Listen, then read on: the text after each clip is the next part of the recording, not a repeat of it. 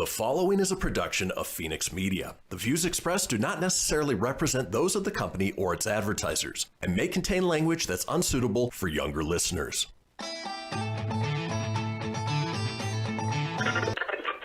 Laugh it up, fuzzball.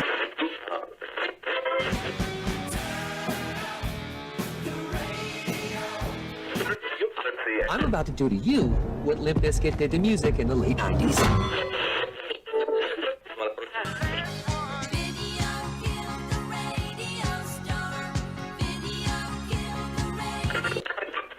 Surely you can't be serious. I am serious. And don't call me Shirley. Here goes the last DJ. Gentlemen, I wash my hands of this weirdness.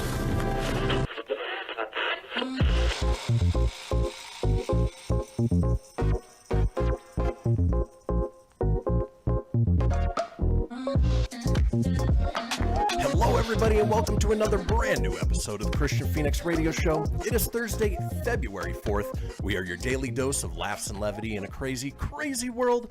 I'm joined by my co-host, Mr. Tony Sanfilippo. Tony, how you doing this morning? Good morning, man. I'm doing all right. Same old song and dance, a little on the tired side, but it's okay. Should be a real fun show today. And the good news is we're on the back stretch of at least this week of shows. It's Thursday today. Yes. Tomorrow's Friday, the last day. Even though you work Saturday, you get Sunday off. And so, it's always nice looking towards the weekend, even though, it's fun what we do each and every day. Exactly. Well, folks, let's go ahead and kick things off the way we do each and every day with a question for my co-host. Now, Tony, do you recall the viral debates over Yanni and Laurel, or the, gold dress versus the purple dress? No. Neither of those, really. None. Just doesn't bring up nothing clicks on that. So the Yanni and Laurel one is an audio clip that some people, when they play it, they hear the word Yanni. Other people hear the word Laurel, which sound like two completely different words, but at the same time, it's the same audio clip, and it's just dependent on the frequency that people hear it at. The dress one is a picture of a dress that some people see as a gold dress, other people see as a purple dress, and again, it's the same picture, people just see it differently. So with that being said, Tony, this one is a visual one for you. I'm going to pop it up here on the screen. Obviously, you see an avocado. Does that avocado have a pit in it, or does it not have a pit in it? No. Sorry, just based on what I can see, it's hard to see it, like on my screen. There we go. To me, it looks like there is a pit in it. Okay. Well, this is the newest debate that's raging right now. This avocado looks like it has its signature seed in the middle, but then it does't. This optical illusion has divided people on the internet who are adamant it's one or the other or both. After an Australian woman shared it on a Facebook group, many offered their 2 cents. Anyone scrolling past the post might not think twice of the image of the green fruit, but once asked the question of seeded or seedless, the confusion begins. Annoyingly, no answer was offered by the poster, so we will have to live without an unofficial ruling. Oh, there you go. Because it does look, it could be either way. I mean, it's an optical illusion. It's like when you go to the Haunted Mansion at Disneyland, and they've got those busts that are actually concave, and when you're walking around, it looks like they're following you, and it looks like they're 3D. But it's just something that the eyes do to confuse you a little bit. And, of course, that's the case with this avocado here. One woman edited the picture to add a dark layer. Apparently, the darker image shows that there is, in fact, a seed, but she can't be sure, so back to square one. And, folks, if you are listening to this, I encourage you to head over and watch the video so that way you can see for yourself. I'm also going to post this on our Facebook page so that way you can take a look. It's tough to tell. It could be one way or the other. Who knows? Yeah, it's definitely an interesting optical illusion, to say the least. Absolutely. But, those are sort of the fun things that the internet is made for, not all of the hatred and vitriol that, people experience. We just want to have fun debates. Well, what's not a fun debate is how fun this show is today. We have a wonderful show lined up for you guys today. Let's talk about today's show, shall we? The third day, all right? Monday, 1 day. Tuesday, 2 day. Wednesday, when? Huh? What day? Thursday. The third day, okay? It is Thursday, the third day, and as we do on Thursdays, we explore America's penis and the strange things that happen down there. Yes, we've got Florida Man today. We have a segment called Don't Drink and Post. Our call-in topic today is hidden features of everyday items. We have a segment called Picky Picky. Tony, you might relate to that one. Yeah, We round out the day with This Day in History, and Tony is up next with the entertainment news. Folks, do not go anywhere. We will be right back.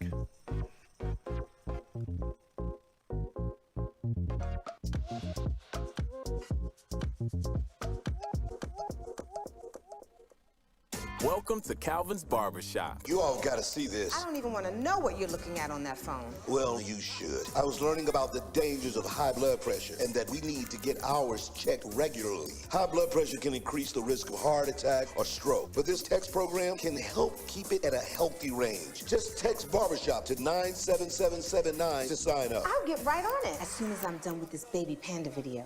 Text Barbershop to 97779. A message from the American Heart Association and the Ad Council. It's important to plan ahead for emergencies, like the storm. When it kicked in, we had a plan. Separated. We were able to get in touch with each other in no time. Idea how to find each other. The whole experience was fine. the most frightening 10 hours of my life. If there's one piece of advice I'd offer other moms out there, it's to stay calm and keep to the plan. Some parents plan ahead, some don't. Make sure you know where to find your family in an emergency. Start your plan at ready.gov. Brought to you by FEMA and the Ad Council. I spend a lot of time in the backyard, and I'm the center of attention at summer barbecues. In '96, I made some of the tastiest s'mores.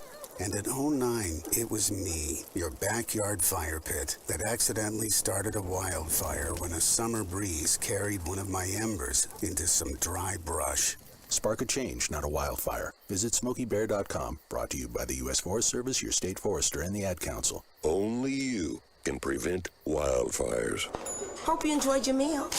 And I just want to say, he's lucky to have a brother like you. Lucky? Caring for my brother is far from easy.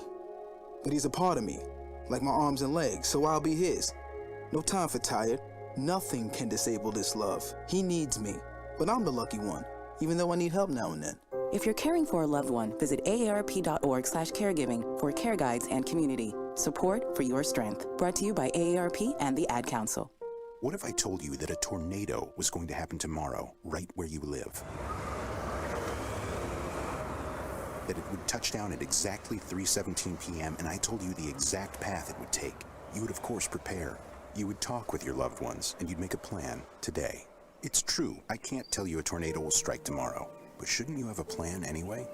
Go to ready.gov/communicate and make your emergency plan today. Don't wait. Communicate. Brought to you by FEMA and the Ad Council. This is Mario Andretti. You know me as a race car driver, but I'm also a Meals on Wheels volunteer. I've raced against the sport's biggest personalities, but I've never met more vibrant, amazing people than the seniors served by Meals on Wheels. You can make a difference by dropping off a hot meal and saying a quick hello. So, America, let's do lunch. Volunteer your lunch break at americaletsdolunch.org. This message brought to you by Meals on Wheels America and the Ad Council. You're listening to Fenix Media. Listen live and explore more great shows at phoenixmedia.us.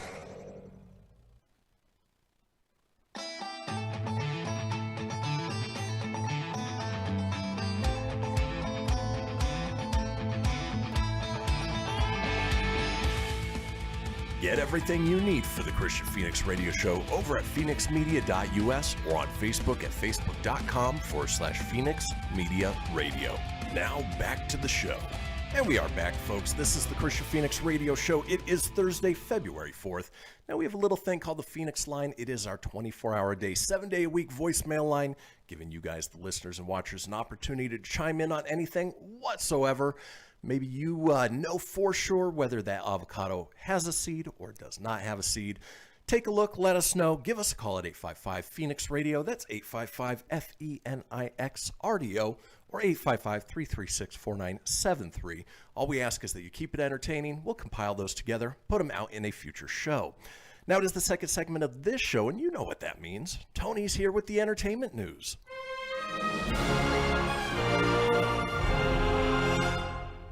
Good morning, everybody. It is Thursday, February 4th, and here is your Filippo Fast 5. Toys R Us closes relaunch stores. They only had 2 of them in America. They came back in Houston and one other location I don't recall seeing. But they've already shut down. They'll remain an online-only store. So Disappointed! It's kind of there was bummer. that small, slim chance of coming back, but it's not happening. Hey, at least they tried. Police, yeah, they gave it a shot. Police arrest 6 people who changed Hollywood sign to read Holly Boob. So that was a fun one. Morgan Wallen's record label, Big Loud Records, has suspended him indefinitely after he was caught on video using the N-word. He's also being taken off airwaves and everything, and I'm not familiar with his work. He's a country singer, but yeah, his career's, well, he did himself no favors. Toast for now, at least. Toast, yeah. Former Ant-Man director Edgar Wright and Marvel's Kevin Feige have made amends, so who knows? They might be able to work together again down the line. That would be fun. And the Justice League Snyder Cut has been rated R by the Motion Picture Association of America. And that's the Fast 5. Let's get into the news. And today's news, we start out with the big game, Super Bowl 55. It's not only a massive event for sports fans, but it's also a hotspot for promotion as companies spend millions of dollars on ads to run during the game. A reported 113.4 million viewers tuned in last year to watch the Chiefs come from behind to beat the San Francisco 49ers, and that also means there was 113.4 million eyes locked in on potential new products to be consumed. Movie studios typically pay bucks to run TV spots of their upcoming films, which no exception last year when No Time to Die, Mulan, Black Widow, Fast Furious 9 were tentpole releases that secured a 30-second spot. All of those films are scheduled to open later this year, but as the big game draws near this Sunday, don't expect to see a whole lot. The lack of ads isn't limited to big studios. Apple TV, HBO Max, Netflix, and Peacock aren't expected to make much of a splash during the game either. It appears the brands felt like spending an estimated $5.5 million for a 30-second spot is not really worth it this year, despite that being a very off year even for sports. So the cost for a spot this year is slightly down to $5.6 million during last year's game. Oh, that's it? We should put out a spot for this show, Tony. We should really do it. Let's go ahead and let's finance everything for a 30-second spot. Could you imagine if we showed up on the Super Bowl and they're like, what is that? We're going to mortgage the house. We're just going to show up. Keep our fingers crossed. Yeah, and we'll totally make all that back for sure. Warner Brothers and Sony typically go on the ads, but don't expect much other than a look at Loki, the Falcon and Winter Soldier, and Raya and the Last Dragon, and maybe a Black Widow trailer. But other than that, Coming to America 2 will have a trailer, but that's about it. So, Yeah, I know you and I like watching, not only for the game, as we're big football fans, but it's always cool to see the trailers, especially when you've heard about a movie coming and then you finally see that first snippet. Exactly. Just that little teaser. Always fun to see, and this year it's going to be a little different that you're not going to get to see that. Yeah, we may see a few. I heard that there's other advertisers that are pulling out as well. The one that really sort of struck me as odd was Pepsi mentioned that they're not going to be advertising, but they're doing the entire halftime show. So, are they just jumping on the bandwagon saying, oh, we're not advertising. However, we are sponsoring halftime with The Weeknd. There's no E in the Yeah, well, end and of the that's weekend, weird so. because they got Crystal Pepsi coming back this year. It's surprising they're not going to do a just a tease. So. Oh well. But nonetheless, you know what's crazy is the $5.5 or $5.6 million for a 30-second ad. Like it's crazy that companies could spend that kind of money. Well, not only that, but like last season we had the Tide ads that rolled through a bunch of the different commercial breaks. They had to spend that $5.6 million for each individual ad. They're just dumping a ton of money on Super Bowl ads. Now they are memorable. They're fun to go back and look at. But at the same time, that's a huge chunk of change. Oh, yeah. It's a lot of money. I mean, it's money I can't even fathom spending, you know. So, I mean... It seems to me an insurmountable amount of money. Yeah. Ooh, you have no doubt on that. So, after the big Super Bowl is done, then what do you look forward to? Golden Globes? I never really watch them. Do you? No, they used to be better, but I don't like the award shows anymore. They're long and boring. Yeah, they are long and boring, and I'm not going to make this long and boring, but I am just going to highlight a few things.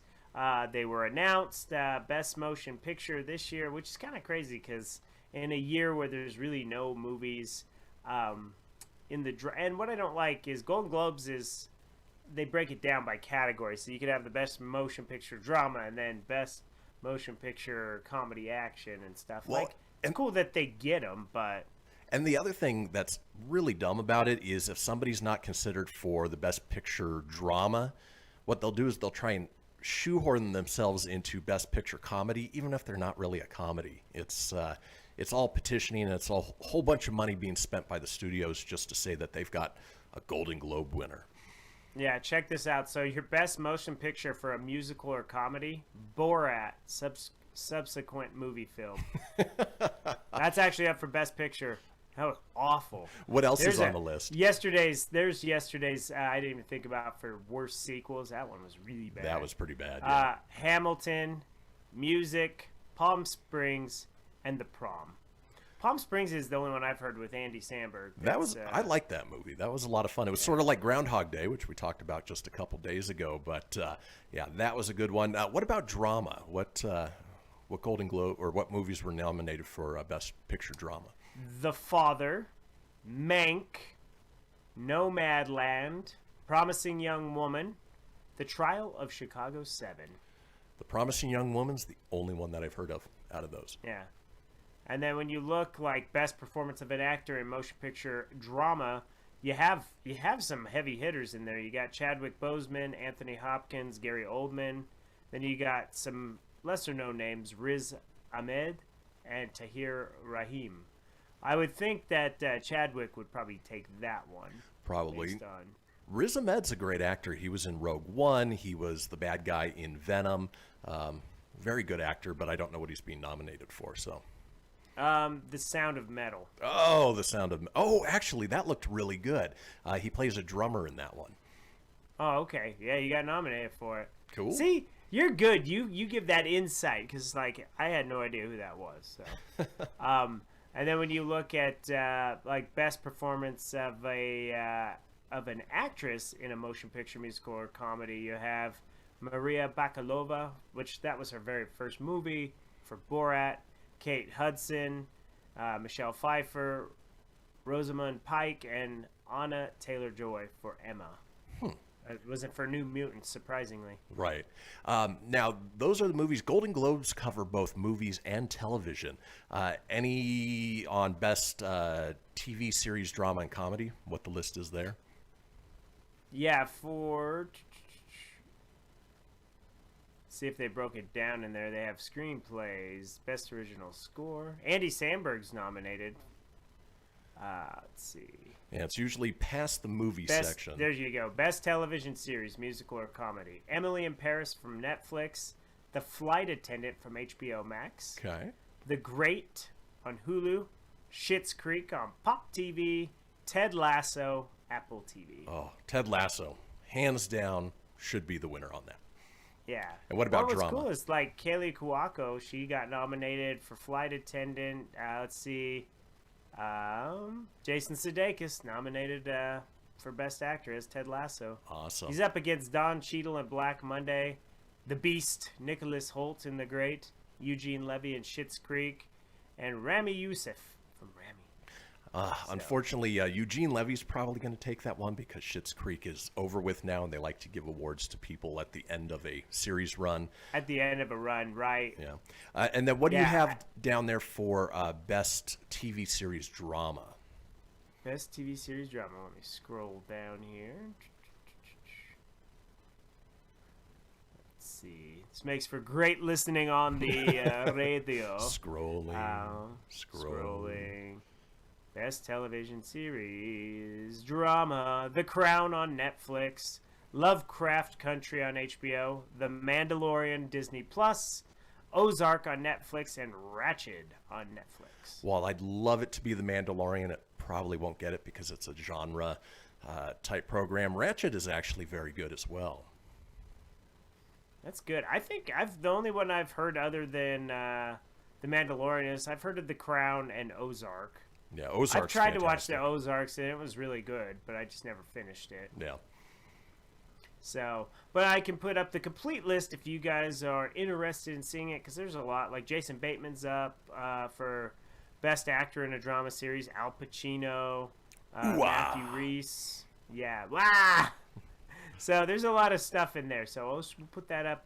Put it up on the break. You guys can look at that. Sounds good. And that ate up a real good chunk of time, which is fine because then I'll just push most of the other stories to tomorrow. There That's you go. less headhunting for news. But I'll finish up with a entertainment for The Falcon and the Winter Soldier, as Don Cheadle confirmed that his fan favorite MCU character James Rhodey Rhodes will show up in the upcoming Disney Plus series The Falcon and the Winter Soldier. The Academy Award nominated actor said during an interview with Bro Bible's post-credit podcast, where he dished details of some of Marvel's upcoming projects bound for Disney Plus.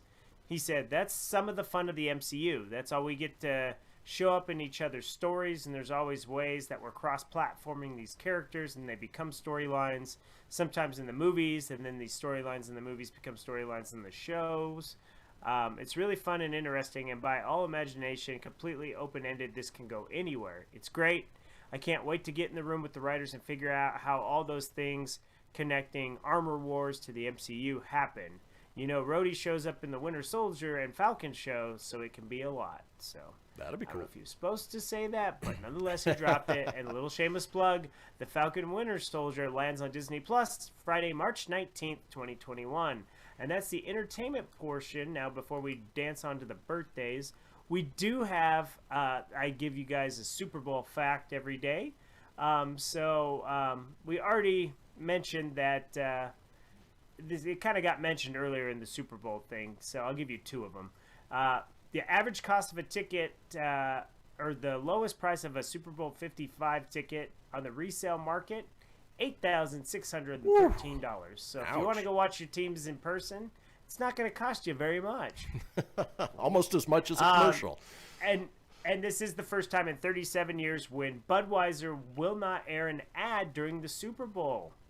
No That's Clydesdale. Crazy. So no Clydesdales, and they join Coke, Hyundai, and Pepsi. And that was your basics. Here's your birthdays. It's my birthday! Oh yeah! We're not worthy! We're not worthy! Shock rock singer and performer who released the hit School's Out in 2018 gained fame for the album $1 Billion Babies in 1973. He was inducted into the Rock and Roll Hall of Fame in 2011. From Milwaukee, Mr. Alice Cooper is 73. He's no longer 18. Nope. Or from that. Starred as Alpha Alpha in the 1994 movie The Little Rascals. Later in life, he appeared in such hits as Get a Clue and, well, that's about it. Get a Clue with Lindsay Lohan. But hey, he still got his card to the He-Man Woman Haters Club. Bug Hall is 36. New York Giants linebacker known as LT, who is considered to be one of the greatest linebackers ever. He's a two-time Super Bowl champion, 10-time Pro Bowl selection, 1986 Most Valuable Player, and he once defeated wrestler Bam Bam Bigelow at WrestleMania 11. He is Lawrence Taylor, and he is 62. And Super Macho Man and Bald Bull have got nothing on this cat. Legendary boxer known as the Golden Boy completed a record of 39-6 and won a medal at the '92 Olympics in Barcelona. He defeated 17 world champions over the course of his career. Oscar de la Hoya is 48. And that's your celebrity news, your celebrity birthdays, and your Super Bowl facts. This ran long. See you after the break. Well, folks, that does do it for the entertainment news. When we come back, we explore America's penis and the strange things that happen down there. Yes, it's time for Florida Man. Don't go anywhere. We'll see you after these messages. After these messages, we'll be right back.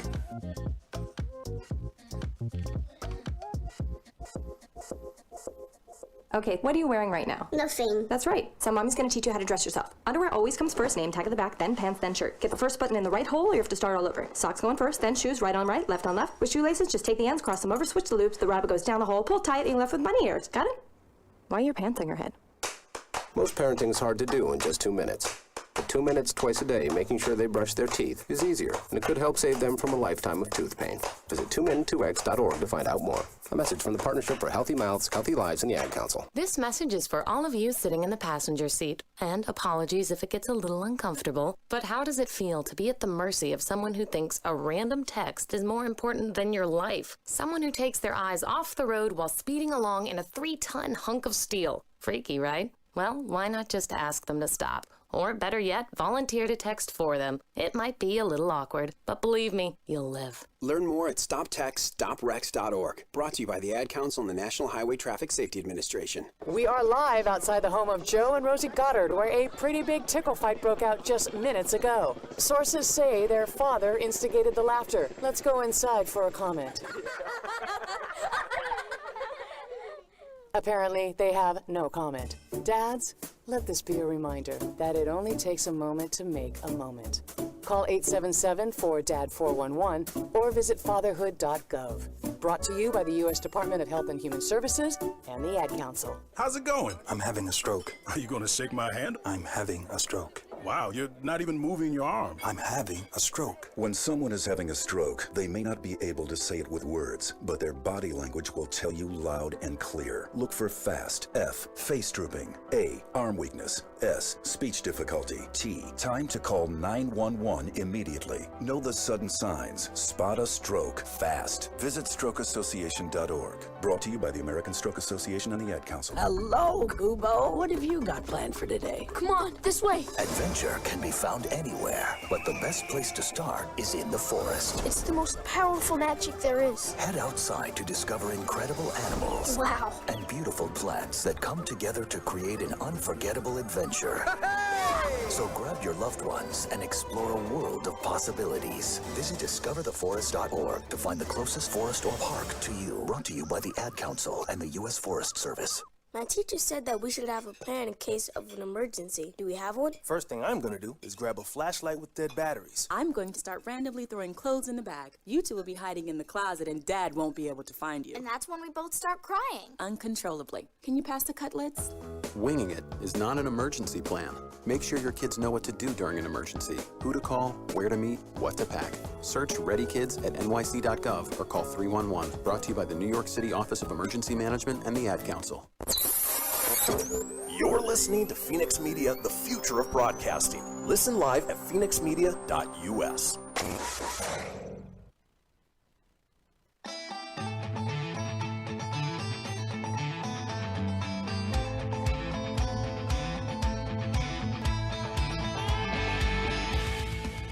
Get everything you need for the Kristian Fenix radio show over at phoenixmedia.us or on Facebook at facebook.com/Fenix Media Radio. Now back to the show. Indeed, this is the Kristian Fenix radio show. It is Thursday, February 4th. Now, we're all over social media with many of you watching us as we speak on Facebook Live or YouTube Live. Now, if you want to get a hold of us on social, I'm available at facebook.com/Kristian Fenix Radio. That's Kristian with a K, Phoenix with an F, radio, of course, with an R, or on Instagram and Twitter at Phoenix Media Radio. Tony's available at facebook.com/Tony.Sanfilippo. That's SANFILIPPO.94, or on Instagram at Tony.Sanfilippo81. Now, being that it's Thursday, and as we like to do on Thursdays, explore America's penis and the very strange things that happen down there. Yes, it's time for Florida Man. Oh, good for you. Oh, time for Florida, man. One of my favorite segments, your favorite segments, and a lot of people's favorite segments. But here we go. We're going to start with the crazies. We're going down to Cape Coral, Florida. That's right. Florida man is accused of slugging an umpire at a softball game. Cape police arrested Aaron Charles Dvorak on a charge of battery on a person 65 years or older on Monday night at a Northwest sports complex. Dvorak got in the face of an umpire to argue a call.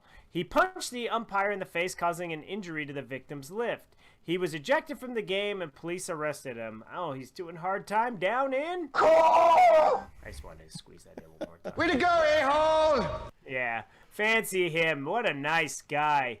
Let's go on down to Crestview, Florida, as a Florida man was arrested for destroying a liquor store under construction, told police he was Alice in Wonderland, and that a hookah-smoking caterpillar ordered him to attack the site. Okay. Who are you?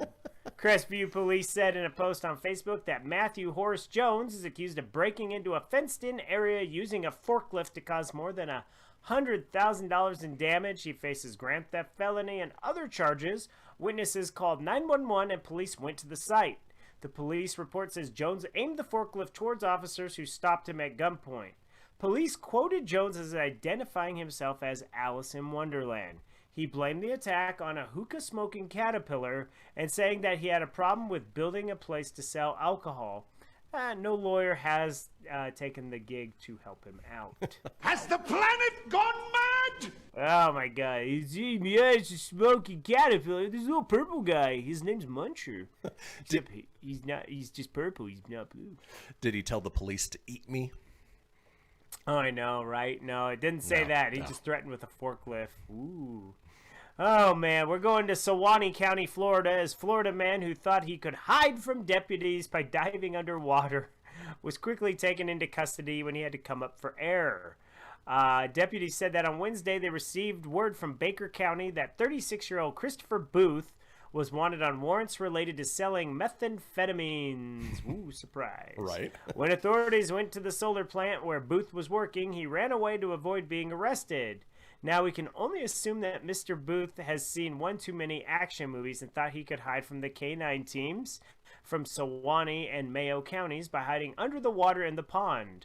Booth was taken into custody the minute he came up for breath. He was arrested on 2 warrants and an additional charge of resisting arrest. Stupid is, stupid does, sir.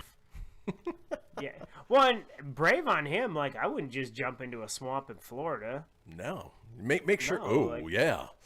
Yeah, dude, no. It's Florida, man. Alligators. Gators and stuff. Heck no. Snakes? No, thank you. Oh, man. A man in South Central Florida wanted to prove to his mom that he could take care of himself. But baby boy proved he couldn't because he earned a trip to jail. Marion County sheriffs arrested 23-year-old Hassan Alexander Campbell on charges of attempted robbery, battery, and fleeing and eluding police last week. Detectives said he tried to rob a Circle K. The plan fell apart when the clerk refused to hand over the money. A store customer also confronted and fought with Campbell inside the store. Campbell took off in his car and sped down I-75. Ultimately, authorities used stop sticks to stop him. Campbell initially told investigators he wanted to go to a strip club with a relative. Then he said he was trying to figure himself out and prove to his mom that he was independent and could take care of himself. Okay, buddy. Oh, good for you. I can tell you, when I go to Florida in a few weeks, I'll go figure myself out, but I am not doing that. So you're not going to read about me in some crazy story. Talk that's about for sure. irony if you were a subject of a Florida man story. I was just trying to figure myself out. I do Florida man stories on Thursday. Leave me alone. I'm trying to be a man here. Oh, let's go down to Castleberry, Florida. A Florida man is behind bars after robbing a store disguised as Spider-Man. Deputies said a man showed up masked to a Winn-Dixie wine and spirits store in Castleberry. He leaves, but then he returns. This time, he's wearing a Spider-Man mask. Police say Edward Wilburn stole nearly $150 in liquor and $420 in Newport cigarettes. Wilburn was arrested back in January. Now he's a repeat offender, and he's on his way to jail. Sorry, Spidey. Isn't that weird? It would have been funny if his name was Peter, right? But it was not. It was Wilbur. Wilbur of all people. Boy, he really likes to smoke too. Florida man tries to trade an alligator down in Miami, so that's where we're heading. A Florida man walked into a convenience store with a live alligator and tried to trade it for a 12-pack of beer. According to wildlife authorities who cited him with illegally capturing the animal. Florida man walks in, says, "Here's a gator. Can I get a 12-pack of beer?" It's unclear why the man thought the clerk at the Santa Ana market in Miami would accept a 4-foot reptile as payment. Florida Fish, Wildlife, and Commission spokesman George Pino said on Tuesday, "I think that anybody who would convince this scheme is not thinking properly." The clerk called authorities, and would-be customer Fernando Aguilera was cited on December 10th with possessing, illegally taking, and attempting to sell the alligator, which he said he caught in a park. Each of the 3 misdemeanor charges carries a penalty of up to 6 months in jail and a fine up to $500. The alligator was unharmed, released back into the wild, and Aguilera did not get his liquor. Oh, poor Aguilera. Call this man Dr. Love, because we're going down to Tampa, Florida. Florida man who made headlines after impersonating a doctor as a teenager and stealing from a patient landed behind bars again. Malachi Robinson, known as Dr. Love, was arrested for fraud and grand theft on Thursday. He was released from jail on Thursday night. According to the news station, Dr. Love had been working for a shipping broker and is accused of defrauding clients out of $10,000. Delray Beach police said he had clients send money to his personal account instead of the company's. He since apologized to the business owner, because that makes everything better. In 2016, Love Robinson was thrust into the national spotlight after he stole more than $34,000 from an 86-year-old patient to pay off auto and credit card loans. He illegally practiced medicine out of an office in West Palm Beach and even treated an undercover officer. He was arrested again after trying to buy a Jaguar with the help of an elderly co-signer without their knowledge. 2018, he pleaded guilty to charges that included fraud, grand theft, and practicing medicine without a license. He was released from prison after 21 months. Now he's insisted he never posed as a medical doctor, calling himself a physician. Oh, Dr. Love and Florida man, you guys never disappoint. It's all part of the plan. Oh yeah, it's a lot of stuff. I don't know. You want one more? No, I think that's good for today. We can save those for next week. I saw the time. I got one more if you need it. Well, but, folks, yeah, that's it. I love it. Love the segment. That does do it for Florida Man. It never, never, never disappoints. Well, when we come back, we've got a segment called Don't Drink and Post. Don't go anywhere. We will be right back.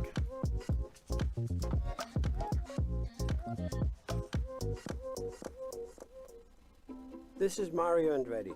You know me as a race car driver, but I'm also a Meals on Wheels volunteer. I've raced against the sport's biggest personalities, but I've never met more vibrant, amazing people than the seniors served by Meals on Wheels.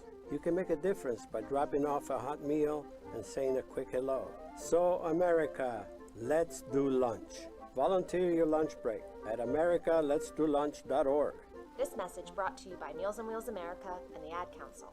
People been saying to your friend, get a different face, and posting on their feed, they're super ugly. The things they say to them online are cruel and they're not true. So tell your friend, I'll stand up for you.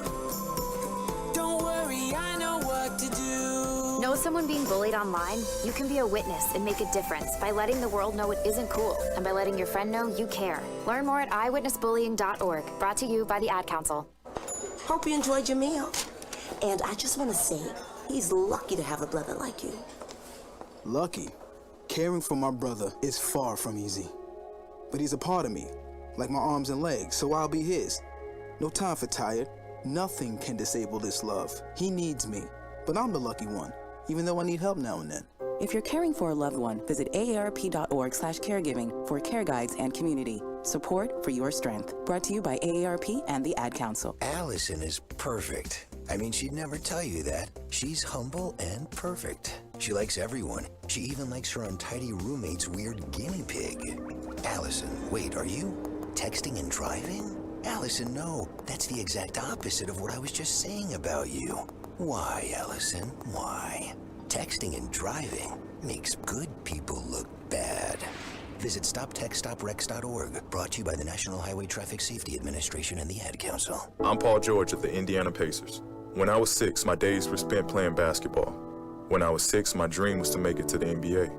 When I was 6, my mom had a stroke. So I want you to learn to spot a stroke fast. F-A-S-T. F, face drooping. A, arm weakness. S, speech difficulty. T, time to call 911. I'm Paul George. Spot a stroke fast. Visit strokeassociation.org. Brought to you by the American Stroke Association and the Ad Council. My name is Lola Silvestri, and I'm going to be 95 this year. I was very independent. I fell, and I had to have Meals on Wheels. America, let's do lunch. 1 in 6 seniors faces the threat of hunger, and millions more live in isolation. Drop off a hot meal and say a quick hello. Volunteer for Meals on Wheels by donating your lunch break at americaletsdolunch.org. This message brought to you by Meals on Wheels America and the Ad Council. You're listening to Fenix Media, the future of broadcasting. Explore more great shows at phoenixmedia.us.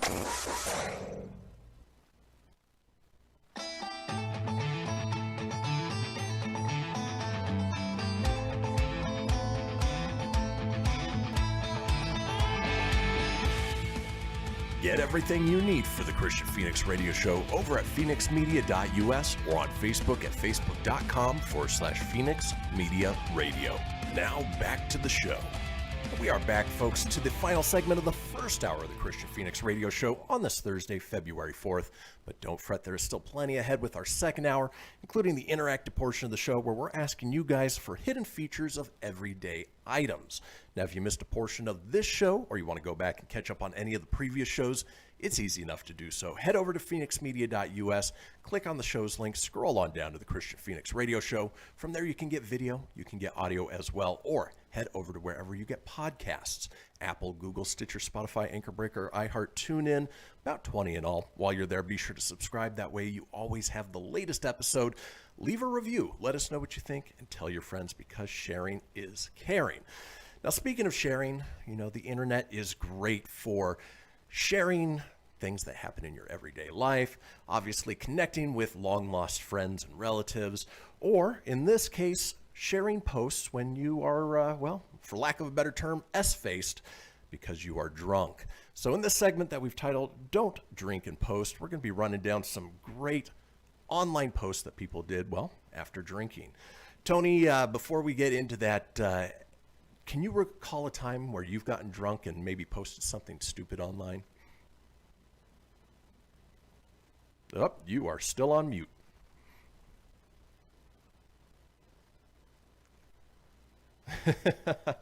There it goes. There okay. he is. Well, the All soundbite didn't work. Anyways, well, it's funny because you didn't react to the soundbite, so I'm like, oh, okay, I'm not on.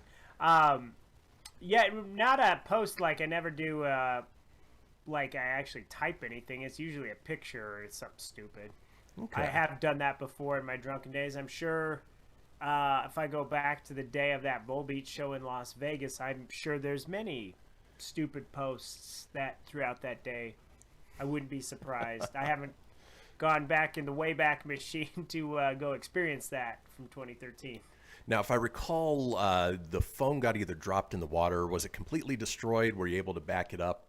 Were you able to get all your stuff off of it? No, never got the phone. I lost it. Ooh, yeah. Well. That's right. We left Vegas without that phone. If anybody is out there and happened to find Tony's phone, we would love to see the pictures that transpired that night. But this is how old that is. It's an iPhone 5. It was in an orange. Orange OtterBox. Ah, the good old days. Well, let's run through some drunken posts that people love to share, and we love to share with you. So let's start with this one from Local Pyro. Writes a post on Twitter. Why does wine taste like S?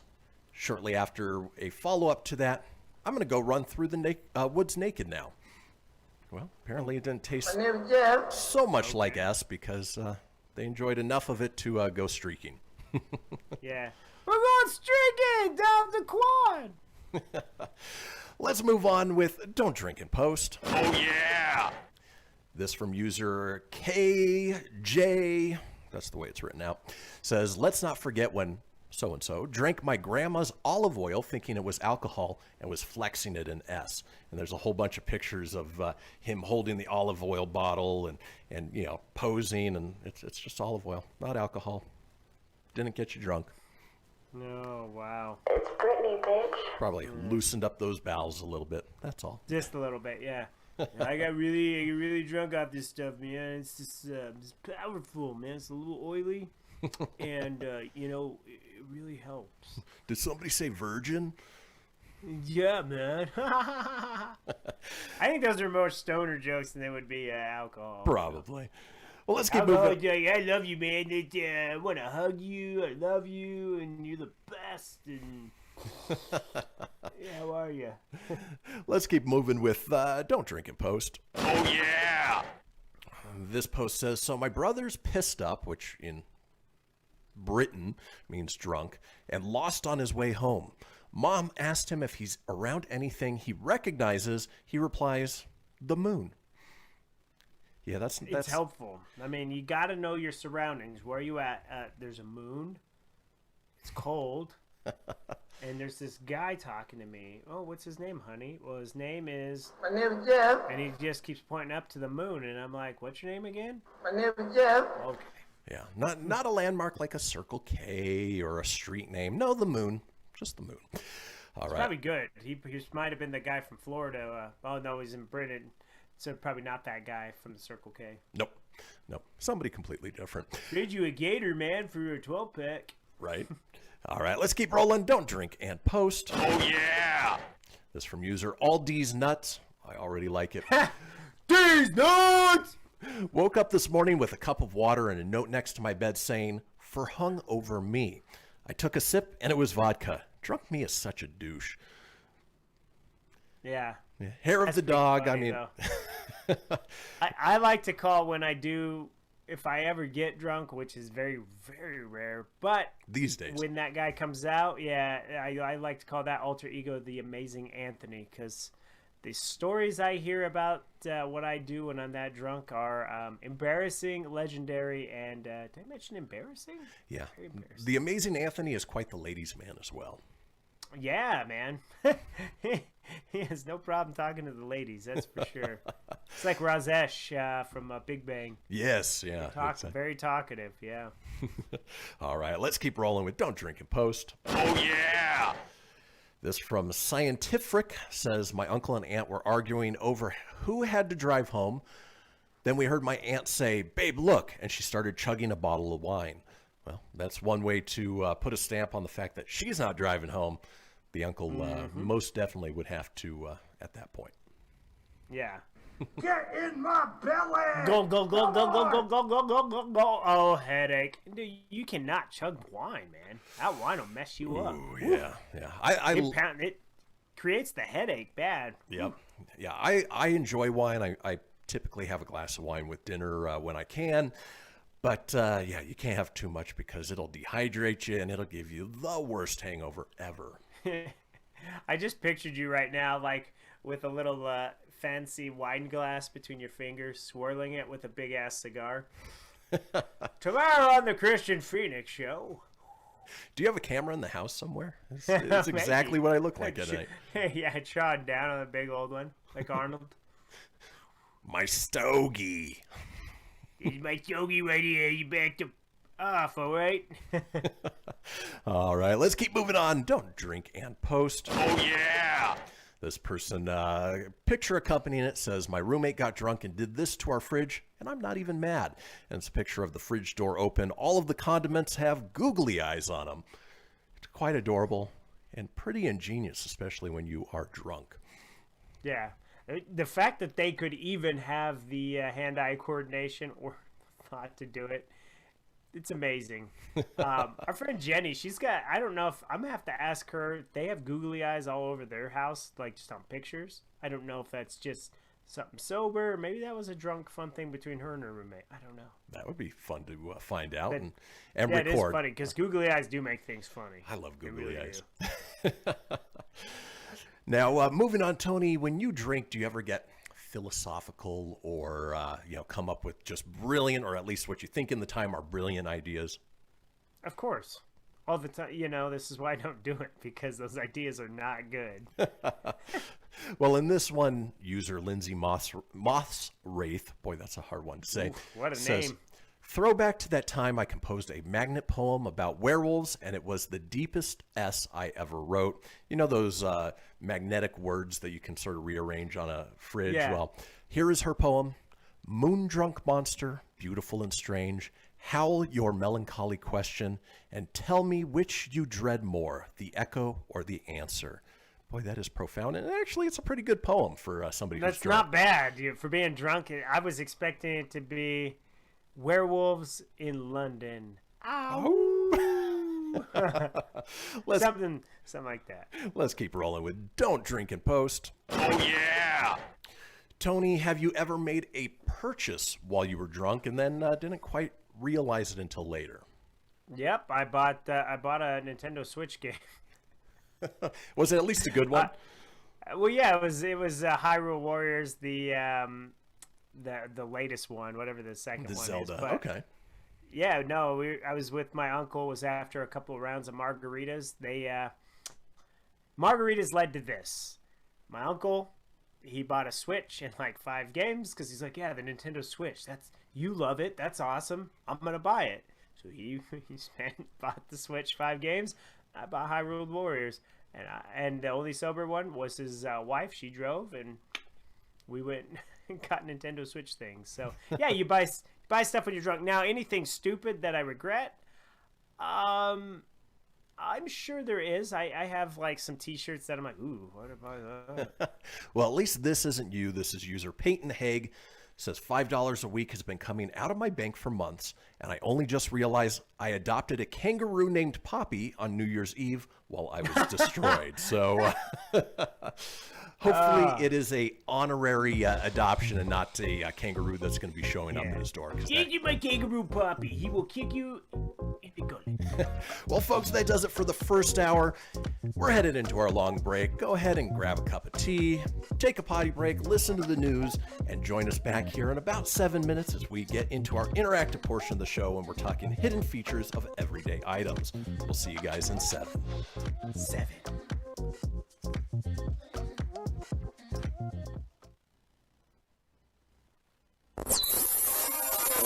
You're listening to Phoenix Media. Listen live and explore more great shows at phoenixmedia.us. Hamilton was adopted from a rescue in 2008. He really likes to be around people. I get out my mat and I'm doing a downward dog and he's underneath. He's quite the pug about town. He gets invited to a lot of parties. He knows he's a pretty big deal. Look at this little face. How could you not love him? Hamilton the Pug, Instagram star and shelter pet. Amazing adoption stories start in shelters. Visit theshelterpetproject.org to find a pet near you. Brought to you by Maddie's Fund, the Humane Society of the United States, and the Ad Council. You make sure his toys don't have any sharp edges. You taught her what to do when the smoke alarm goes off. You do so much to keep your child safe. But are you using the right car seat for your child? Car crashes are a leading killer of children ages 1 to 13. Protect your child's future at every stage of life. For information on the right seat for your child, visit safercar.gov/the-right-seat. A message from the National Highway Traffic Safety Administration and the Ad Council. So you see, son, good manners are important. Should I go through it again? Yes. Yes, please. Yes, please. Exactly. Always say please, thank you, you're welcome, and excuse me. Sit up straight, hold doors open, don't speak with your mouth full, keep your elbows off the table. Share your things, play nice, and generally treat others the way you'd like to be treated. Got it? Got it. And stop picking your nose. Most parenting is hard to do in just 2 minutes. But 2 minutes twice a day making sure they brush their teeth is easier, and it could help save them from a lifetime of tooth pain. Visit 2min2x.org to find out more. A message from the Partnership for Healthy Mouths, Healthy Lives, and the Ad Council. I'm a retired school psychologist, and helping people was my thing. After my stroke, when Meals on Wheels started, I was on the other end of the stick, so to speak. My name is Julius Gaines, creative writer, poet, photographer. 1 in 6 seniors faces the threat of hunger, and millions more live in isolation. Drop off a hot meal and say a quick hello. Volunteer for Meals on Wheels by donating your lunch break at americaletsdolunch.org. This message brought to you by Meals on Wheels America and the Ad Council. You're listening to Fenix Media, the future of broadcasting. To explore our complete lineup, head over to phoenixmedia.us or like our Facebook page at facebook.com/Fenix Media Radio. From Feature Story News in London, I'm Ollie Barrett. Former Ugandan warlord Dominic Ongwen has been convicted of war crimes and crimes against humanity. A judge at the International Criminal Court in The Hague said Ongwen had ordered the killings and abductions of civilians, including children. Lucy Hoff reports from Brussels. Dominic Ongwen was accused of 70 crimes against humanity, including murder, rape, torture, and the use of child slaves between 2002 and 2004 in northern Uganda, when he led a brigade of brutal rebel group, the Lord's Resistance Army. Proceedings in the case began in 2016 and were made more complex by the fact that Ongwen was himself abducted by the rebels as a child and forced to serve as a child soldier. Mr. Ongwen will be sentenced at a later date and could face life behind bars. Lucy Hoff, Brussels. Myanmar's military rulers have taken down Facebook in the country following the coup on Monday. Facebook is how many people in Myanmar get access to the internet, and the Communications Ministry says it will be blocked until Sunday. Dozens of lawmakers have declared a new parliamentary session despite the coup and have been refusing to leave a government guest house in the capital. A UK trial is being launched on the mixing of COVID-19 vaccines for first and second doses. Scientists want to see if receiving different vaccines could boost protection for people and also add flexibility to vaccine rollouts. The study will start by mixing Pfizer and AstraZeneca jabs and may add other vaccines as they're approved by regulators.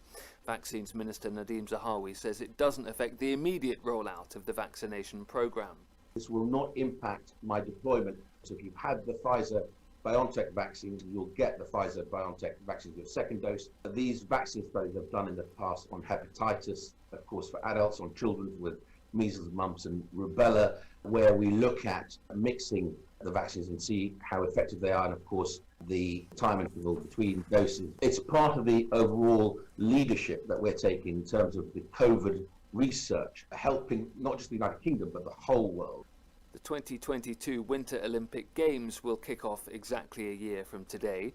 Rights groups are calling for a boycott of the Games over policies including those on Xinjiang and Hong Kong. From Beijing, Patrick Fock. Organisers have promised a joyful rendezvous upon pure ice and snow. If all goes ahead as planned, it'll make Beijing the first city to host both the Winter and Summer Games. They're set to go ahead in 1 year despite the pandemic. Experts say it's unlikely to be fully controlled even by then. And although China has its outbreak under control better than most, borders are still closed to most foreigners. It's not clear how Beijing will manage visiting athletes and delegations. Rights groups have called for a boycott tied to human rights abuses. Patrick Fock, Beijing. From bureaus worldwide, this is FSN. Keyboard Cat, Hamilton the Pug, and Toast Meets World. These are some of the internet's most beloved pets. And they all have one thing in common. Their stories started in a shelter. Start your story. Adopt a dog or cat today. Visit theshelterpetproject.org to find a pet near you. Training that pet to play the keyboard, that's optional. Start a story. Adopt a shelter or rescue pet today. Brought to you by Maddie's Fund, the Humane Society of the United States, and the Ad Council. Okay, what are you wearing right now? Nothing. That's right. So mommy's gonna teach you how to dress yourself. Underwear always comes first, name tag at the back, then pants, then shirt. Get the first button in the right hole or you have to start all over. Socks going first, then shoes, right on right, left on left. With shoelaces, just take the ends, cross them over, switch the loops, the rabbit goes down the hole, pull tight, and you're left with bunny ears. Got it? Why are your pants on your head? Most parenting is hard to do in just 2 minutes.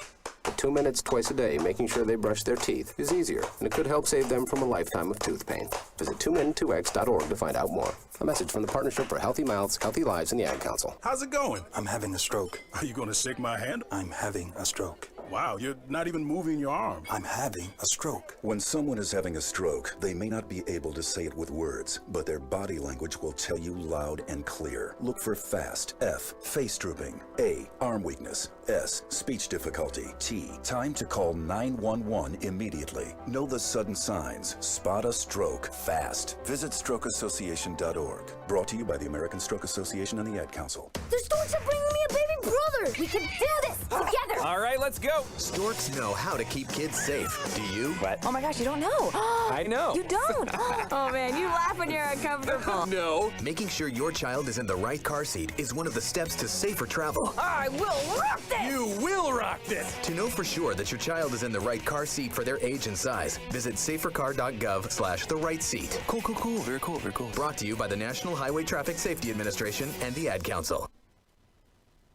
The following is a production of Fenix Media. The views expressed do not necessarily represent those of the company or its advertisers and may contain language that's unsuitable for younger listeners.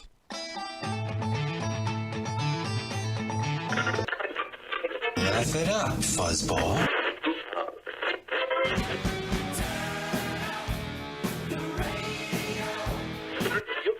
I'm about to do to you what Limp Bizkit did to music in the late 90s.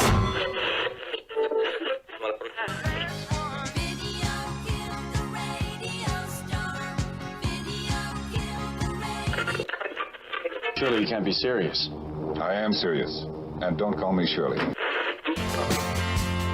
Here goes the last DJ. Gentlemen, I wash my hands of this weirdness.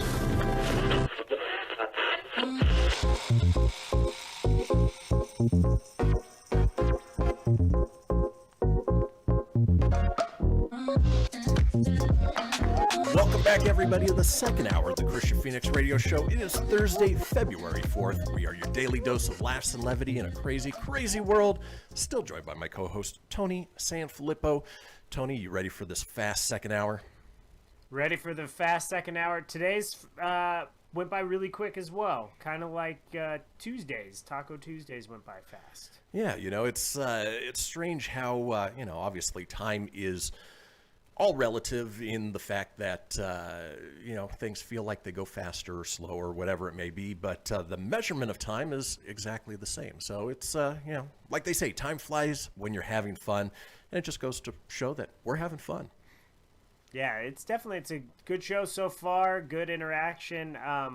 Got a couple people lined up to talk about our next segment, so that's good. We'll have a few in the can for that, so this should be a nice little segment here. Well, speaking of nice little segment and nice little segues, we are into the interactive portion of the show. This is where we want to hear from you guys, the listeners and the watchers, about our topic of the day, which is why we give it to you 24 hours in advance.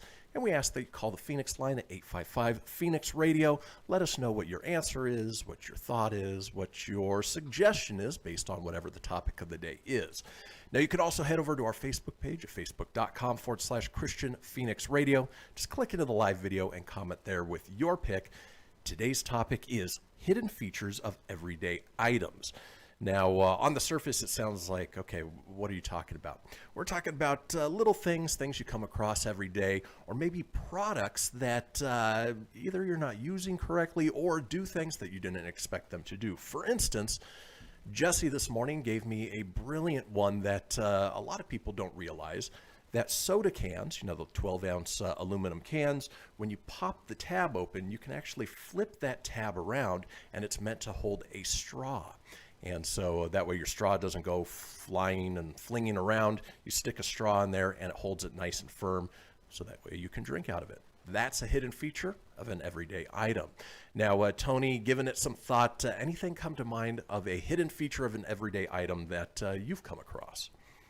The only one I can think of, and I may have used this way in the early iteration of this show, is in your vehicle. If you're ever curious, especially when I travel and I rent a car, one of the big things for me is, well, which side is the gas tank? And if you don't know, and I learned this years and years ago, but it took me, I didn't know it as a teenager or anything like that, but wherever the little arrow is next to the gas tank icon is what side your tank's on. So if you're ever confused, unless you go to Costco, it can work on both sides, it really doesn't matter. But your average gas station, the hoses don't go that far. So if you're ever curious, just look at the little arrow and next to your little gas icon, and if whatever side it's pointing, that's the side of your gas tank. Yeah, and I've done that before where you can't remember, so you open your door, you look out to see if it's on the driver's side. Yeah. If it's not there, it's on the passenger side. And I've even done that where I thought it wasn't on the passenger side, pulled up, on the driver's side, and it actually was. So that little arrow is helpful. And then you mentioned Costco, which a lot of people don't realize. You know, Costco gas, if you've ever been to a Costco gas station, it is usually packed to the brim, especially if you're going around rush hour. And people just waiting and waiting. Of course, they're waiting in the line where whichever side their gas tank is on. Well, Costco has those extendable hoses. So even if your gas tank is on the other side, the filling part, you can still pull up to one and just yank that on over and fill it up from there. And that way you're not holding it up for the rest of us. Yeah, it's amazing. And if you're smart enough while everybody else is standing, cut them off and just go right in there. Oh, I've done that. You know, I do it too. I'm like, well, and especially in Reno, there's always like the super long lines, but then there's like 2 pumps not being used, and I'm like, and then you get the looks, but who cares? Some of the Costco's, it's not your fault. They're not exactly right.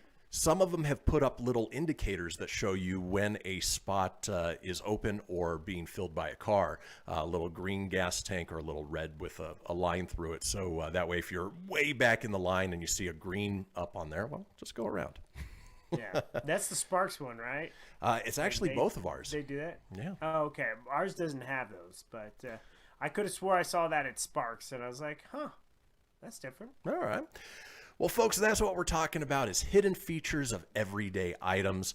We want to hear from you now. So go ahead and chime in on our Facebook page at facebook.com/Kristian Fenix Radio. Again, click into the live video and comment there.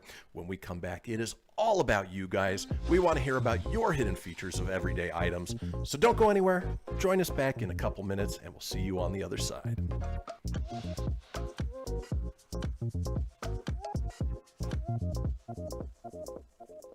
Welcome to Calvin's Barbershop. You all gotta see this. I don't even want to know what you're looking at on that phone. Well, you should. I was learning about the dangers of high blood pressure and that we need to get ours checked regularly. High blood pressure can increase the risk of heart attack or stroke, but this text program can help keep it at a healthy range. Just text barbershop to 97779 to sign up. I'll get right on it as soon as I'm done with this baby panda video. Text barbershop to 97779. A message from the American Heart Association and the Ad Council. It's important to plan ahead for emergencies, like the storm. When it kicked in, we had a plan. We were able to get in touch with each other in no time. Idea how to find each other. The whole experience was fine. the most frightening 10 hours of my life. If there's one piece of advice I'd offer other moms out there, it's to stay calm and keep to the plan. Message. Some parents plan ahead, some don't. Make sure you know where to find your family in an emergency. Start your plan at ready.gov. Brought to you by FEMA and the Ad Council. I spend a lot of time in the backyard, and I'm the center of attention at summer barbecues. In '96, I made some of the tastiest s'mores. And in '09, it was me, your backyard fire pit, that accidentally started a wildfire when a summer breeze carried one of my embers into some dry brush.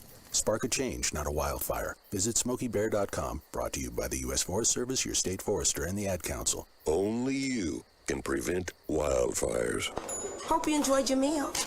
And I just want to say, he's lucky to have a brother like you. Lucky? Caring for my brother is far from easy. But he's a part of me, like my arms and legs, so I'll be his. No time for tired.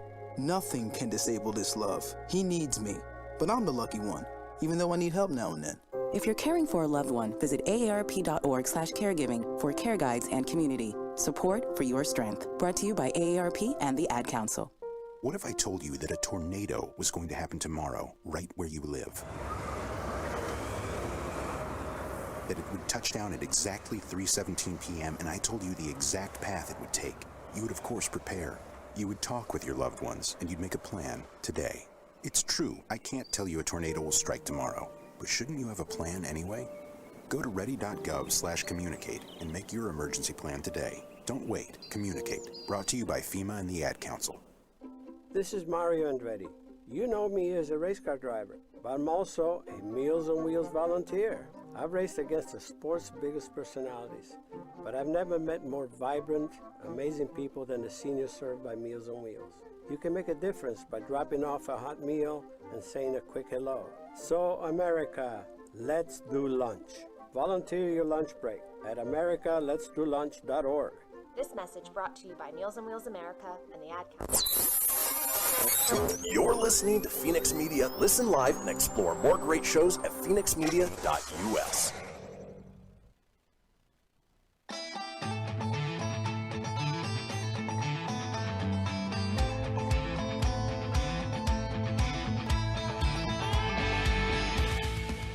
Get everything you need for the Kristian Fenix Radio Show over at phoenixmedia.us or on Facebook at facebook.com/Fenix Media Radio. Now back to the show. We are back. This is the Kristian Fenix Radio Show. It is Thursday, February 4th. We are smack dab in the middle of the interactive portion of the show where we want to hear from you guys, the listeners and watchers, about our topic of the day. Now, if you want to chime into today's topic, which is the hidden features of everyday items, head over to our Facebook page at facebook.com/Kristian Fenix Radio. Click into the live video and comment there with your pick for a hidden feature of an everyday item. Now, Tony, you mentioned you've had some good interaction on your side. What are people chiming in with of their hidden features of everyday items? All right. My friend Jamie, she chimed in and said, working in restaurants, she learned that the 57 on a ketchup bottle is where to show you where to hit the bottle at, and the ketchup comes out easily versus hitting it on the bottom. Because you take the glass. I've always hit it on the bottom. Right. Apparently just hit it at the 57. Knocks it right out. So... good to know, because I always get annoyed when they bring the glass bottle and I'm like, ugh. I know. And it never comes out, and it comes out in giant globs when you're not expecting it. Just a quick side story, was at a diner with my parents. My mom was sitting next to me, had one of those glass bottles. Apparently the cap wasn't on all the way, and I was shaking it up and looking over to the other side, and of course the cap popped off, ketchup everywhere, all over my mom. And apparently didn't need the 57 on the bottle for that one. Oh no, was she ticked? No, it was an accident. Yeah, we got it cleaned up. That's pretty fun. That's pretty funny though. She also said that she just recently discovered that you can hide photos and videos in your phone. So if someone has your phone and they're just flipping through your pictures, they're not going to see your private ones, which is a pretty cool feature. No more panicking about what's in your photos. That's always a good thing. Yeah, there is a hidden photos feature that you can go through and turn on, turn off. Of course, if people know where it's at and they go searching for it, they can find it, but at least it's that one extra level of security. Yeah, there's nothing worse like if you're showing your boss, like if you have to take a picture of something and then you're scrolling and all of a sudden there's like 5,000 selfies. You're like, right. Or boobs. Sorry. Or D. Sorry. Yeah, you never know what's on people's phones these days, These kids. Of course, Mike and Lacey also have some. They have these baby spoons that change the color of food when it's too hot. So it looks like an ordinary spoon, but if the food's a little too warm, it'll just kind of change. So. Oh, that's a brilliant idea. Yeah. So they know not to give it to little Anders. They're like, nope, we'll just wait till that turns blue again, and then that's good. So it's a useful feature. I don't know if it was designed to do that, but that particular one does. And then they also have a rubber duck that has a too hot indicator on the bottom to tell you if the bath water is too hot. So kind of just let the little duck float. Okay, we're good. So I knew a kid growing up that his legs were all... the skin was all mangled because his parents stuck him into a hot bath, and obviously it was way too hot without checking, and gave him serious burns on his legs. So, little things like that are fantastic to have, especially with little kids. Absolutely, and that's all I got on the basic stuff. Let me see. We got that. Nope, nothing on the Phoenix page for me, so that's all I got. Well, there is still time, folks, if you do want to chime in and, maybe something we're talking about triggers something in your head, you can always pop on at the Facebook page at Kristian Fenix Radio.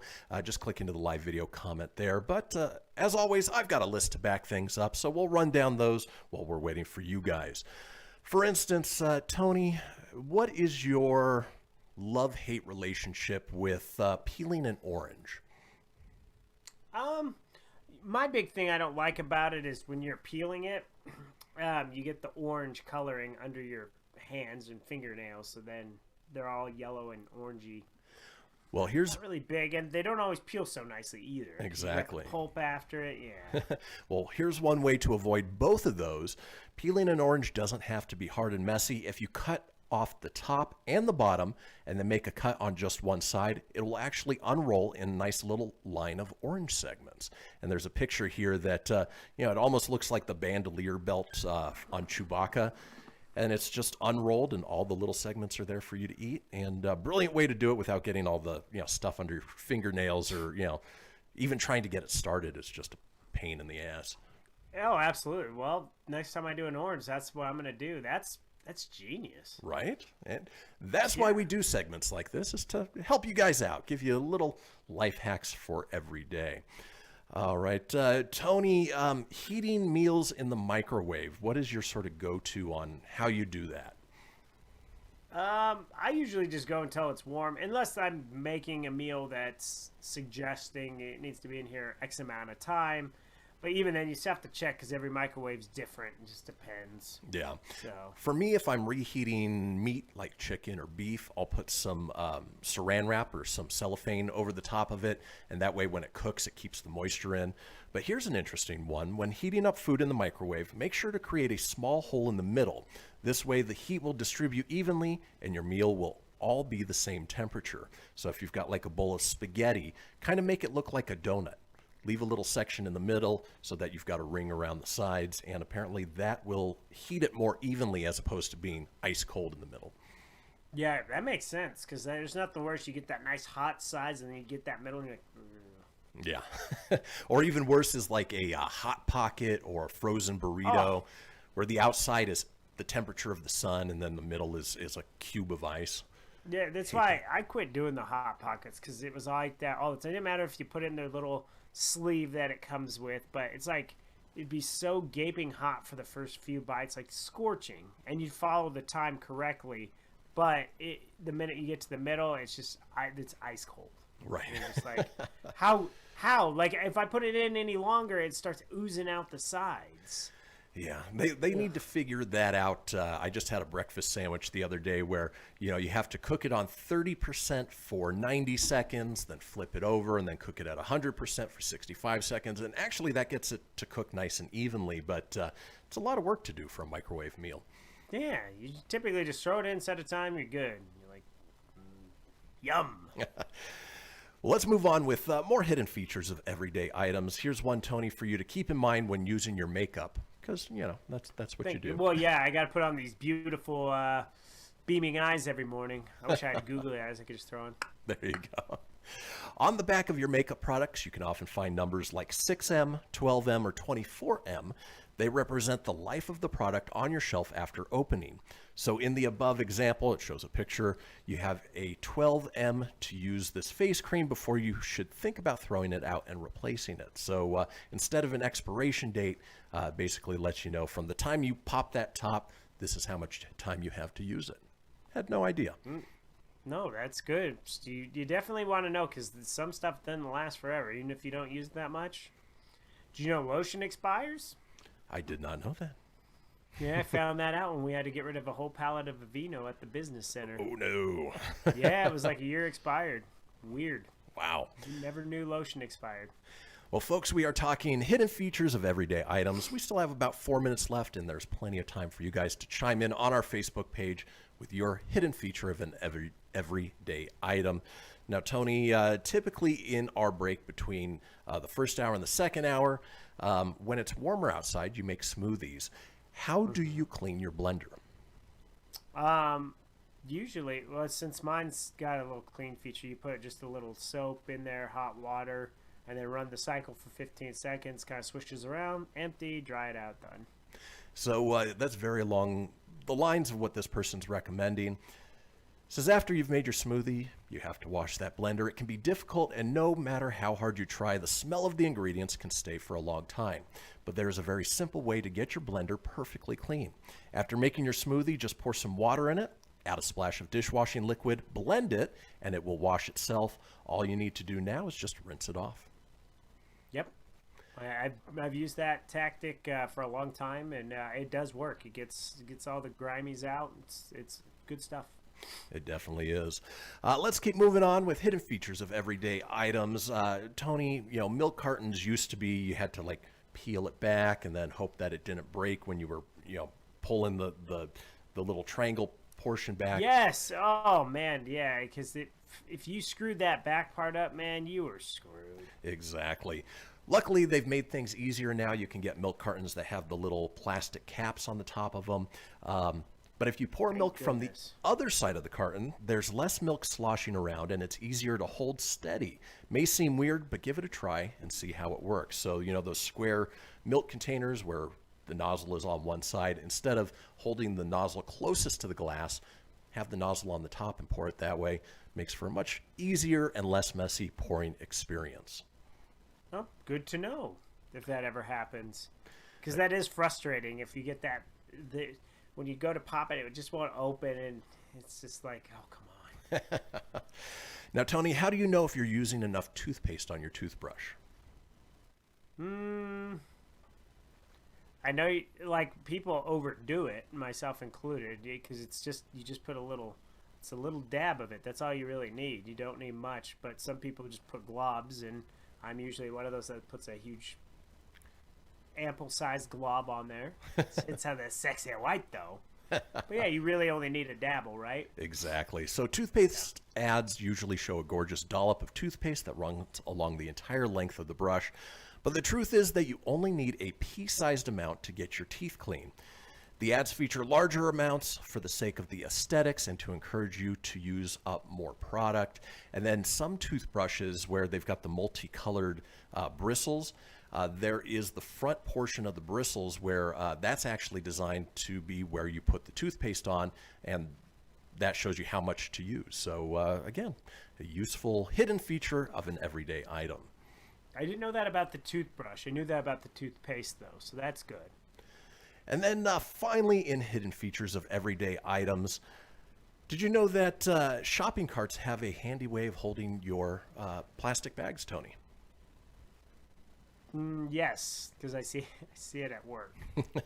So there are loops on the shopping carts that can be used to hold your grocery bags, keep them upright if they have fragile items, or store extra if you've got a lot of groceries. If you look along the side of a grocery cart, you've got the grid of bars, and there's often these little loops that are in there. That's what those are designed to do. So now you know, and you are welcome. Yeah, that is good. Knowing is half the battle. Exactly. Well, folks, that does it for the interactive portion of our show. Hidden features of everyday items. When we come back, we've got a segment called Picky Picky. Don't go anywhere. Picky Picky. We will be right back.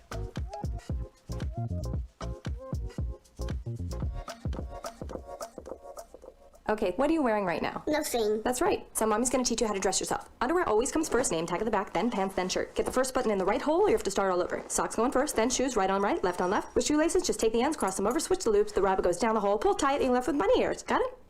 Why are your pants on your head? Most parenting is hard to do in just 2 minutes. But 2 minutes twice a day making sure they brush their teeth is easier, and it could help save them from a lifetime of tooth pain.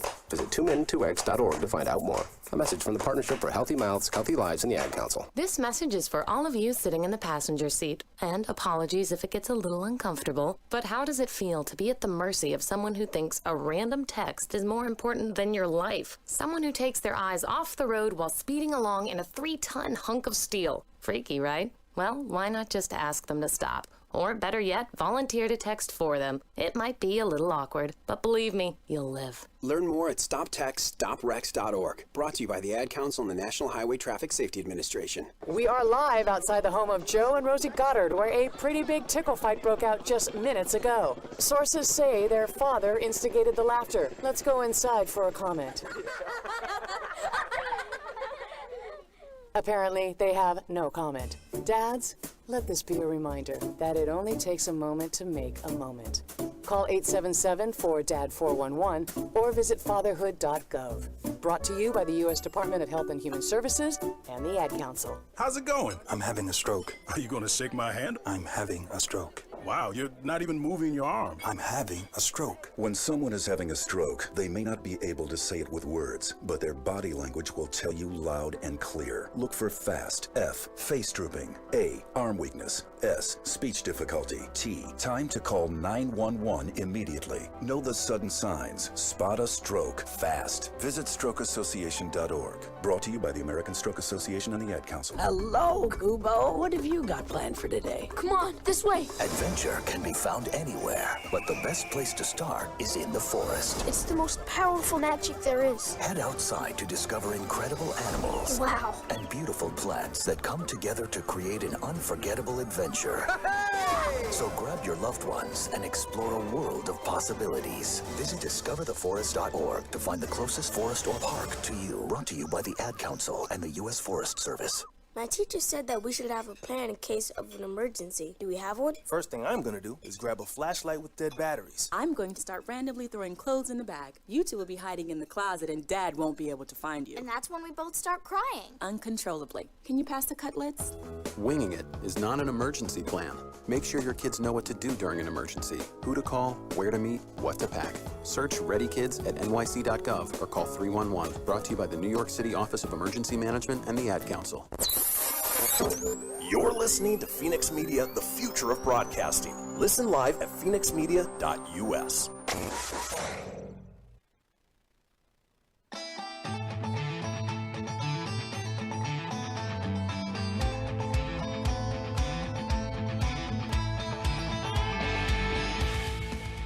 Get everything you need for the Kristian Fenix Radio Show over at phoenixmedia.us or on Facebook at facebook.com/Fenix Media Radio.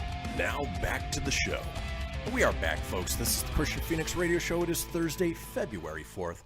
Now we talk about we talk about it a couple times each show. It is the Fenix Line, our 24-hour day, 7-day-a-week voicemail line, giving you guys the opportunity to chime in on anything whatsoever, including our topics of the day. We just finished up hidden features of everyday items, but tomorrow, as we're getting ready for the big game, the Super Bowl, we're going to be talking the best Super Bowl commercials of all time. Fun one. I love Super Bowl commercials. Who doesn't? And we want to hear from you on what you thought was either the most heartwarming or hilarious Super Bowl commercial. There are so many to choose from. Now, in order to do so, you got to give us a call on the Fenix line at 855-FENIX-RADIO. That's 855-FENIX-RDO or 855-336-4973 for the alphanumerically impaired. All we ask is that you keep it entertaining. We'll compile those together, put them out in a future show. Now, in this segment, which I've titled Picky Picky, we used to do a weekly segment called Put It in Your Mouth Mondays, where I would ask Tony, our other co-host at the time, Ryan, about some strange foods from around the world and ask them, well, if they put it in their mouth. We ended up not doing that one every week because, Tony is infamously picky, unadventurous when it comes to food, and admittedly, I am as well. And so in this segment, wanted to run down some relatable things that picky eaters find, including yourself, Tony. So feel free to chime in if you can relate. For instance, this first one is a little cartoon, shows a person talking to somebody else and another sad face. First person says, "I'm going to get mushrooms on it." The other person says, "I hate mushrooms." To which the original says, "Well, just pick them off." And then it goes to the next pane. The taste lingers. I'm the same way. I hate mushrooms on pizza. For me, it's not taste because they don't really have a specific taste.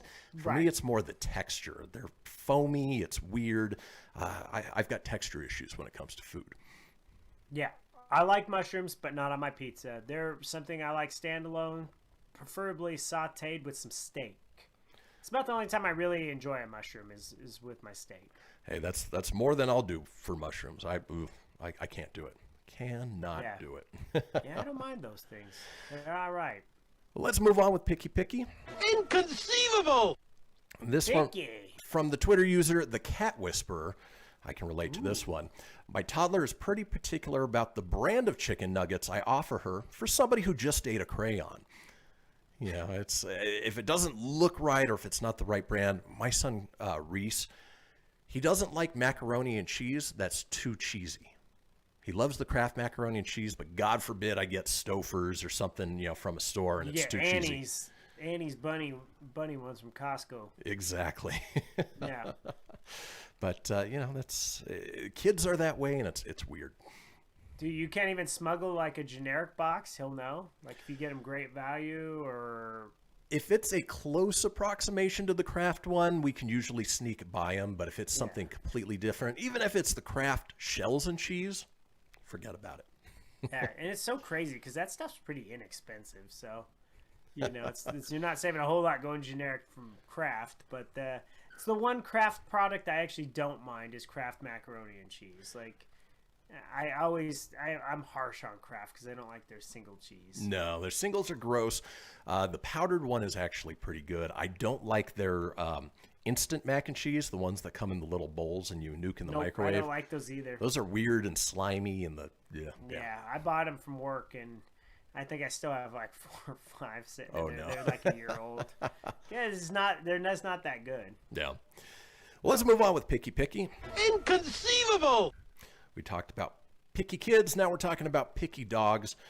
3 pictures here. Picture of the dog looking up at the owner. A full bowl of food, and it's a kibble food that has different colors and shapes. And of course, the picture of the bowl after the dog finished eating, where there's only one single style of shape that is still left in the bowl, and it's captioned with, "I thought I was clear. I do not like the brown triangles." Even dogs can be picky, and they can eat around and pick out the ones that they don't want, which is really weird considering most of the time they're not even seeing what they're eating. Right, or most time most dogs eat their own poop. It's kind of weird. I don't know about most dogs, but some dogs do. Some dogs do. Our dog Marley. The only gross thing. Did Marley do that? Well, Marley, she loved her food, but we would try and sneak her pills in there. She was older, at the end of her life, and we had to give her pills on a regular basis, and so we would try sneaking it in there, and she would eat around everything, and the last thing that would be left in the bowl is that uneaten pill. Yep. That's Shadow was that way too, man. You had to smuggle stuff, but he'd know. He'd start it, and then he'd spit it out, walk away, and just look at you like, yeah. I'd rather be in pain. Let's keep moving on with Picky. Inconceivable! This from something titled Picky Eater Rule Number 2, and I can definitely appreciate this. If the texture is wrong, the food is inedible and possibly poison. Like I mentioned, I am a texture person. I don't like gelatinish type textures mixed with crunchy textures.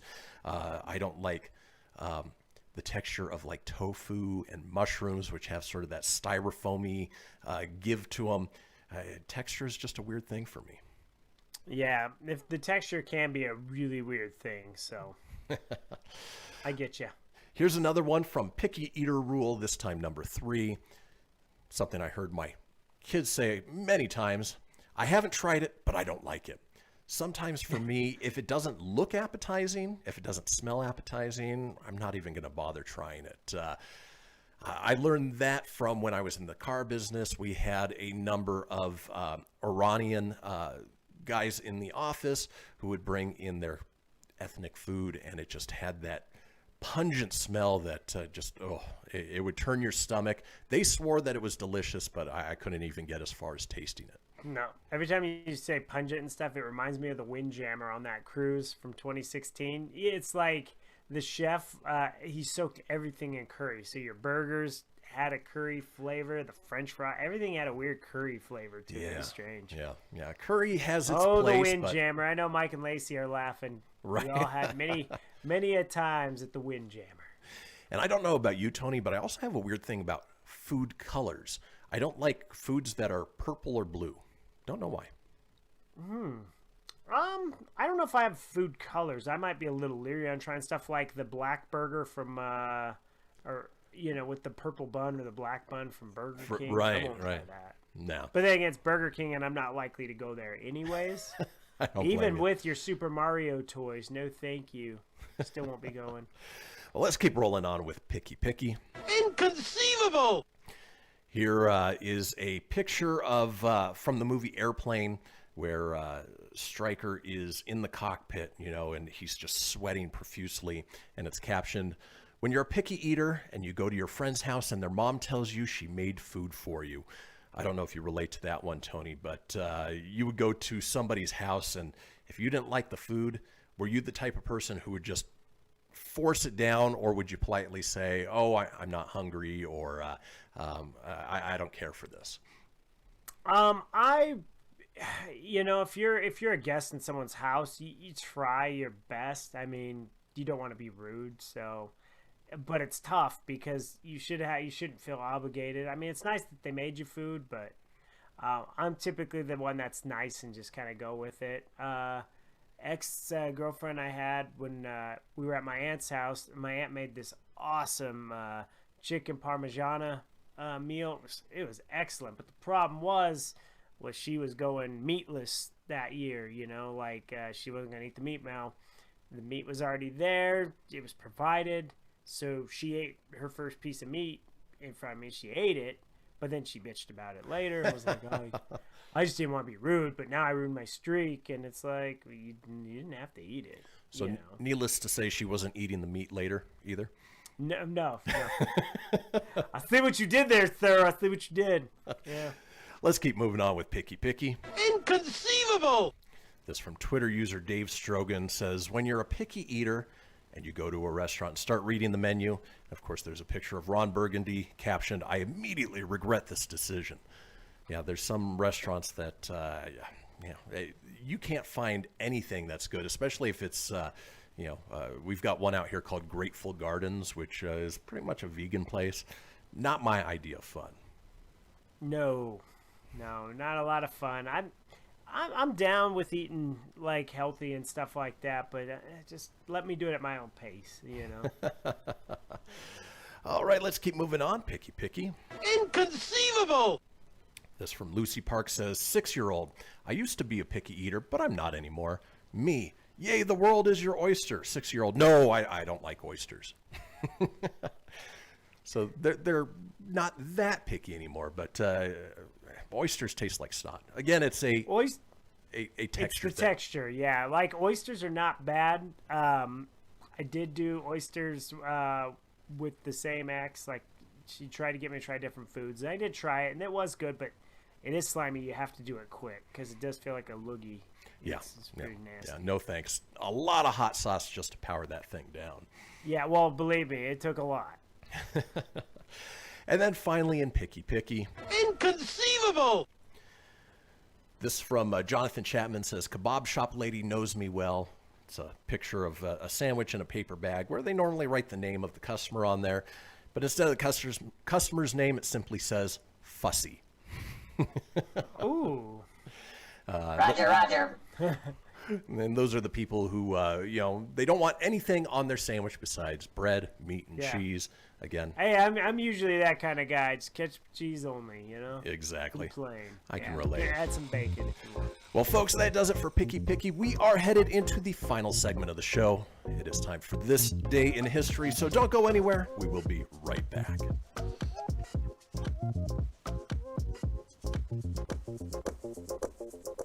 This is Mario Andretti. You know me as a race car driver, but I'm also a Meals on Wheels volunteer. I've raced against the sport's biggest personalities, but I've never met more vibrant, amazing people than the seniors served by Meals on Wheels. You can make a difference by dropping off a hot meal and saying a quick hello. So, America, let's do lunch. Volunteer your lunch break at americaletsdolunch.org. This message brought to you by Meals on Wheels America and the Ad Council.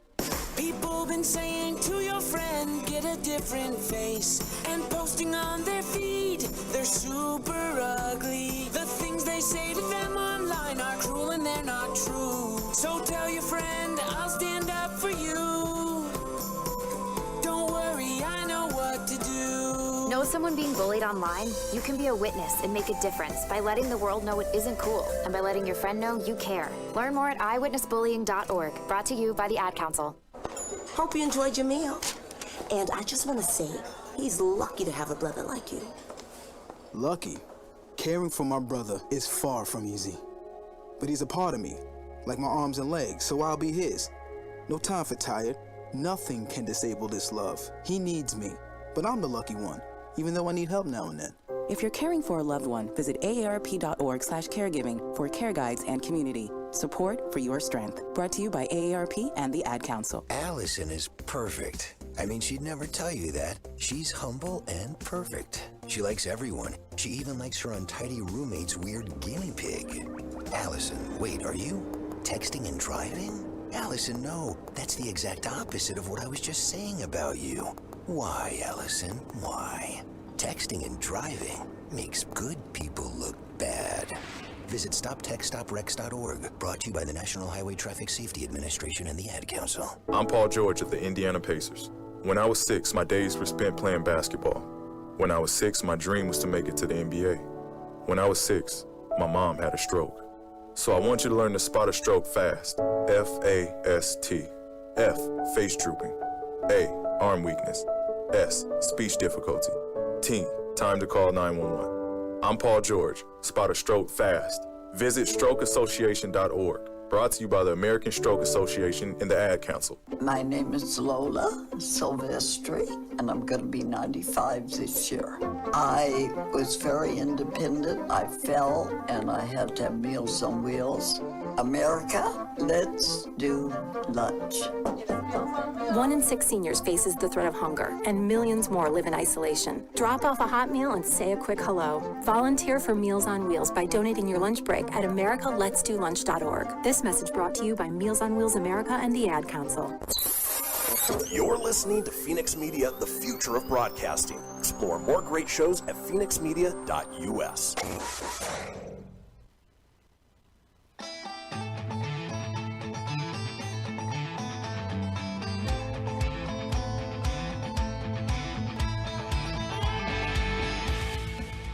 Get everything you need for the Kristian Fenix radio show over at phoenixmedia.us or on Facebook at facebook.com/Fenix Media Radio. Now back to the show. Well, folks, we're at the end of another episode of the Kristian Fenix radio show on a Thursday, February 4th. But if you missed a portion of the show or you want to go back and catch up on any of the previous shows, it's easy enough to do so. Head over to phoenixmedia.us, click on the show's link, scroll on down to the Kristian Fenix radio show. From there, you can get video, you can get audio as well, or head over to wherever you get podcasts. Apple, Google, Stitcher, Spotify, Anchor Breaker, TuneIn, iHeart, Doozer, Dozer, Geezer, Gozer. Are you a god? Yes. Short and sweet. While you're there, Short and sweet. Thanks, Trebek. There you go. And that name might come up here in just a couple minutes. But I digress. While you're there, be sure to subscribe. That way you always have the latest episode. Leave a review. Let us know what you think. And tell your friends. Because why, Tony? Sharing is caring. Sharing is caring, which is why in the last segment of each show, we drop a little knowledge on you. Hopefully make you laugh at the same time. It is time for This Day in History. Traversing the globe for the stories that turn the world on its head. It's This Day in History with your correspondent on the beat, Kristian Fenix. Thanks, Siri. All right, let's kick off with the year 211. And really, I'm only reading this because these guys have some badass names. 211, 211. This day in 211, Roman Emperor Septimius Severus dies, leaving the Roman Empire in the hands of his 2 quarrelsome sons, Caracalla and Geta. But Septimius Severus is just a badass name. Septimius Severus, the Roman Empire of 211. I'm going to start calling you Tonius Sanphilippous. There you go. That's 2 S's and 2 P's. PP. Let's move on. This day in 1600, astronomers Tycho Brahe and Johannes Kepler meet for the first time near Prague. I know they did some big things dealing with stars, moons, and things along those lines, but unfortunately these don't give us the full story, but big names in astronomy. They looked at each other and they're like, oh, we related because your mustache is like pa-chow and my mustache is like pa-chow. Could we be friends? They had some pretty pa-chow mustaches, that's for sure. They did have pa-chow mustaches. Pa-chow is like big old triangles that just come off your face, just Let's move on. This day in 1794, French National Convention proclaims abolition of slavery. God, that was probably... What happened to George's Danton? I know. That was 50 to 60 years before we did here in the U.S., but this is an interesting looking dude. He's a chick magnet. Oh, for sure. It looks like Louis Anderson. Let's keep George Washington's hair. Let's keep moving on. This day in 1859, one of the oldest known copies of the Bible, the Codex Sinaiticus, the Sinai Bible as it's known, is seen in Egypt Cyanide! Bible all the time! by Constantine von Tischendorf, who takes the manuscript home with him. Hopefully he didn't keep it too long, and I don't even know that version of the Bible. Most of us hear about, the King James Bible, for instance. Yeah, wow. Could you even read that? That's just letters. Yeah, it's, I believe it's in Latin. So, no. The answer is no, I cannot read that. No, I can't read it either. Moving on, this day in 1865, Robert E. Lee is named General-in-Chief of the Confederate Forces, inspiring a badass car from the Dukes of Hazzard. I was going to say, that's where the General Lee comes from, huh? Exactly. Awesome. This day in 1866, Mary Baker Eddy reportedly cures her injuries just by opening a Bible. It had to be the Codex Sinai Bible, right? Right, yeah. I smell a little BS on that one. Yeah, I'm injured. Just kidding. The blood from my finger will stop. Oh, look, it just stopped. It stopped bleeding. This day in I'm cured. This day in 1880, Black Donnelly Massacre in Buddleip, Ontario. Irish immigrants James, Johanna, John, Thomas, and Bridget Donnelly are murdered at home by members of the Vigilance Committee. Fatality. Ooh. We are the Vigilance Committee. You will fall at the wrath. Now, I can't tell in that picture, that's his collar of his coat, right? Because I was like, that's a pretty long mutton chop to go down that far. Yeah, it's a black and white photo. It's the collar of his coat that mixes in with the mutton blends chop. With his big mutton chops. They're like, something I think we need to bring back in this day and age. Well, especially that dude. Oof. Oh, let's move ahead. We're going to skip through World War II era just because it's usually depressing, all the way up to 1952.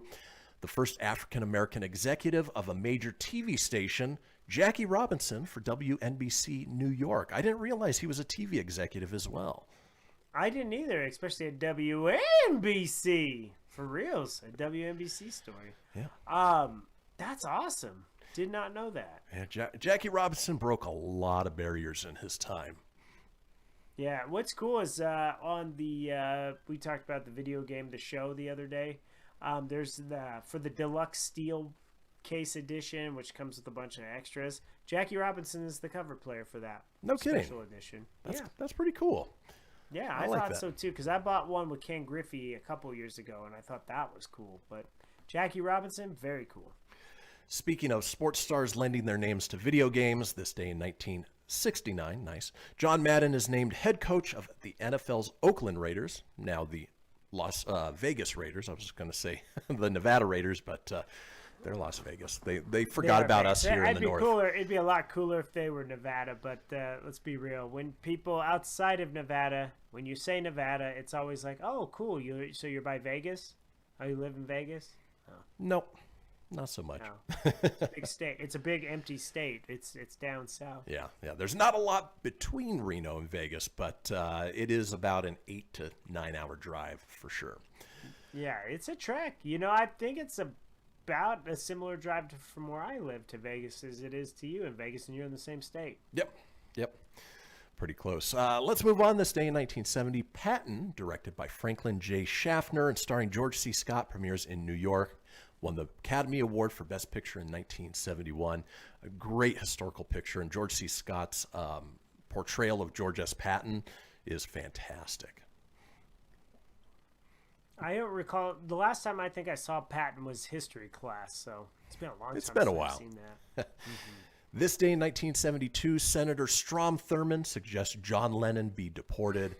Obviously, we know that John Lennon made his way back to the U.S., where he was murdered in New York in 1980. But, apparently they didn't take too kind to those hippie Brits. Yeah, maybe they should have deported him. He would have not been with Yoko Ono. He might have still been alive. I don't know. Yeah, weird. Let's move on. This day in 1991, baseball's Hall of Fame Board of Directors votes 12-0 to bar Pete Rose due to his betting on games while a player and manager. As Tony talked about, I want to say it was last week or 2 weeks ago, nobody was inducted into the Hall of Fame this year. Baseball's got it a little backwards. And really, I think Pete Rose should be considered for what he brought to the game, despite what he did off the field. That's the thing. My whole thought is if you as a Major League Baseball are going to withhold the records from Pete Rose, Barry Bonds, Curt Schilling, Sammy Roger Sosa. Clemens, you're going to hold these records. These guys deserve at least the recognition for it, whether you put an asterisk or you don't. Yeah. I don't feel it's fair to ban them from that. Then don't honor the records. Like, it's pretty clean and simple. I mean, it's kind of a joke. Exactly. MLB lately has been really pissing me off. I can tell. Well, let's move on. This day in 1991, soundbite you played earlier, Alex Trebek becomes the first person to host 3 American game shows at the same time: Jeopardy, Classic Concentration, and To Tell the Truth. Yes. That's the only actual one I have up right now, but... Yes. Hey, close enough. Close enough. And then this day in 1998, Bill Gates gets a pie thrown in his face in Brussels, Belgium. Again, this is one of those where I want to know more. Was it a staged thing? Was it something somebody did to attack him? I want to know. I want to know. Yeah. And then... You're like someone, you're going to create the coronavirus. No.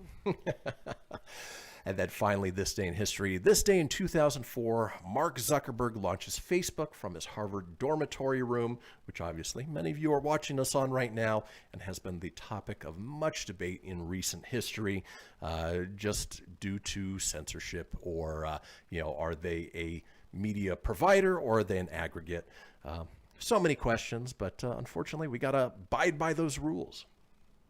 Yeah, absolutely. Friday chimed in. Now, real quick with the baseball, I know we got history because we got like a minute. Hurry! But they, the steroids thing, like those were not banned substances that some of them took, like Mark McGwire. They were allowed at the time. So, just throwing that out there. But anyways, all right, it's time for holiday. It is. Let's roll into the holidays, where we talk about the things going on to celebrate today. For instance, today is Liberace Day, Tony's favorite musician. It is National Creative Vacuum Day. Okay. It is National Hemp Day, which I know a lot of people are going to partake in. It is National Homemade Soup Day. Ooh, that sounds delicious. National Quacker Day. National Sweater Day, at least in Canada.